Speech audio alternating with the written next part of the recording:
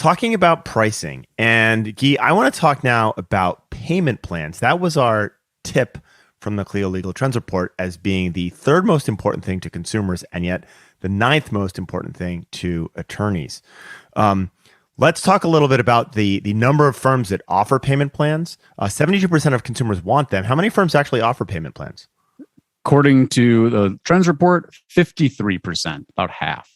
So think about that. So like that feel like if you look at those numbers quickly, it's like, oh yeah, 25% of people aren't being served by firms that want payment plans, but 72% of consumers want payment plans, right?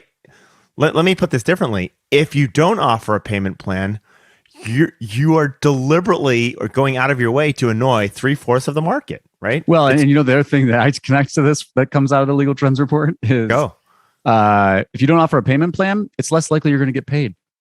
And that's, we see lawyers constantly struggle with that of like percentage of clients who are paying.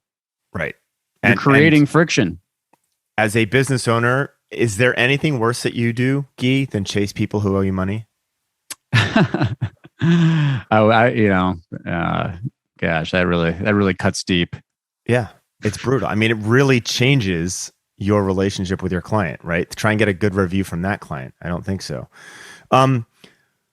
You touched on this earlier, Gyi, about pricing, but I think the same is very true for payment plans. Making it clear and visible that this is something that you offer, right? We're just missing that, right? Like it's so important to lawyers. And I had an interesting conversation with Dan Lear about, does putting the payment plan icon on pages, does that help conversion? He actually didn't know, which he should know, but like making it very clear that that's something that you embrace, that you're there to make it easy, that you recognize that this is a really expensive, nerve-wracking problem that your prospective client is dealing with. I think it's just super important.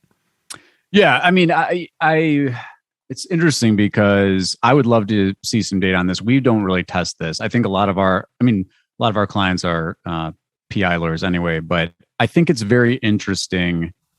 It would be a very interesting thing to test the impact of pricing transparency, not only on landing page copy, but in ad copy. But the other thing to keep in mind here is the competitive landscape. So, yes.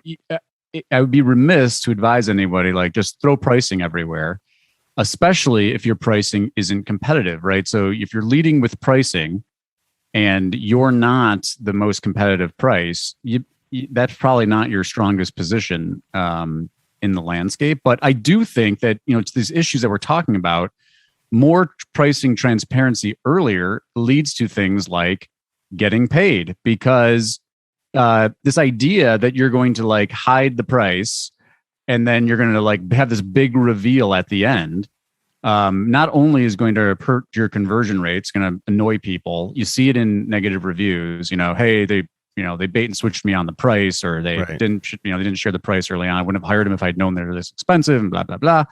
And so there, it is interesting. It's one of those things that a lot of lawyers just don't want to talk about, don't want to test. They don't come to us having these conversations of hey, here's how my pricing works. Right. We usually talk about in terms of big picture things like revenue and fees generated, but what's your position on pricing? I think is a really important part of the conversation. How many times, Gyi, have you talked to an attorney about pricing that doesn't involve some variant of I'm really good, so therefore I'm expensive? Right. It's funny too. My instinct, and people are probably already picking up on this and just tired of hearing me say it, but I'm like this. I'm like, if you want to run ads, here's what the other ads for the target queries in your location look like. So if you can't compete with what that ad copy says, you got to rethink. Either you're going to have a conversation about how can we actually, write compelling copy that is more compelling than the competition. And if price is in there, we see this in bankruptcy all the time, right? Because bankruptcy is, and bankruptcy lawyers probably hate to hear this, but largely commoditized from a pricing perspective.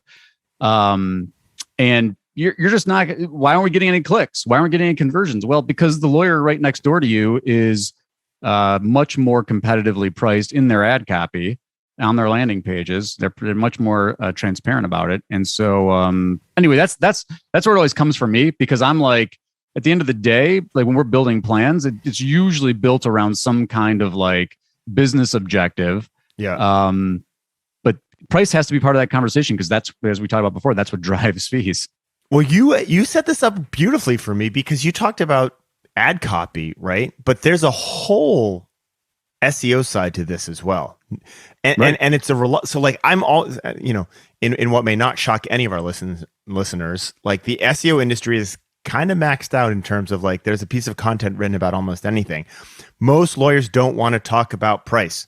Most consumers want to talk about price. There's your unique opportunity to start playing the SEO game. And if you look at things like do competitive queries for things like fees or costs or payment plans, right? And see what shows up. And you know what?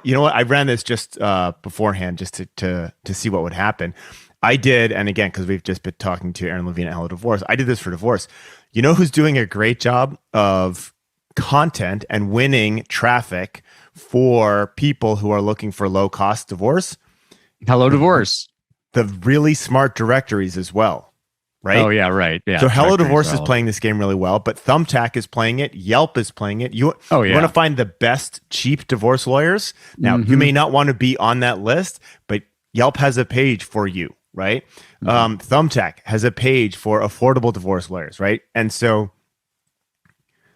I feel like I search harder and harder for those little niches in every facet of law where we can kill it from an SEO perspective.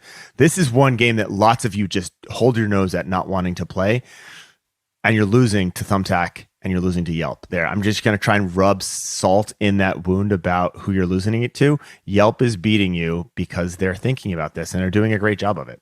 Yeah, and again, the pushback for everybody's listening to this is going to be like, "Yep, I don't want to participate in the race to the bottom." And my response to that is like that. For some of you, that's probably exactly right. None of this applies to you, but for those that are thinking race to the bottom, I think that this idea of educating the consumer through from affordable, free, cheap to here's the value that you get if you actually are willing to invest in a lawyer. That's the play. So, here's your content piece. Why you shouldn't choose the most affordable divorce lawyer, right? There you go. Right.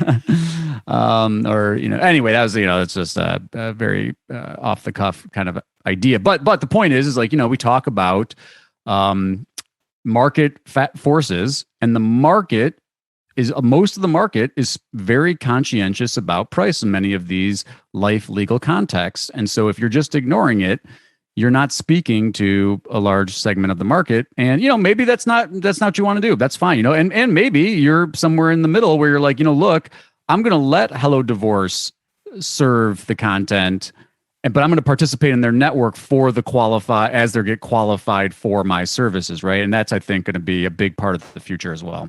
Yeah. I want to finish this segment with I'm stealing out of Clio Trends Report. We're gonna have to start getting more money out of Clio. We keep talking about the Trends Report, but it's so good, and yet no one has published anything that comes even close. When we're talking about payment plans, Clio says, and this is obvious, but I think it applies to everything. Payment plans should be more available and more visible, right? So just because you do these things, that's not marketing it, right?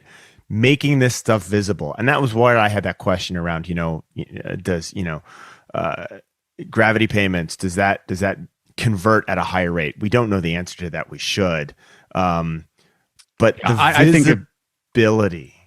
Yeah, I think like basic marketing 101. If you have a competitive advantage on pricing, that you should be tying that into your unique selling proposition. Yeah. And you're missing if you don't. Money makes a it makes a world go round.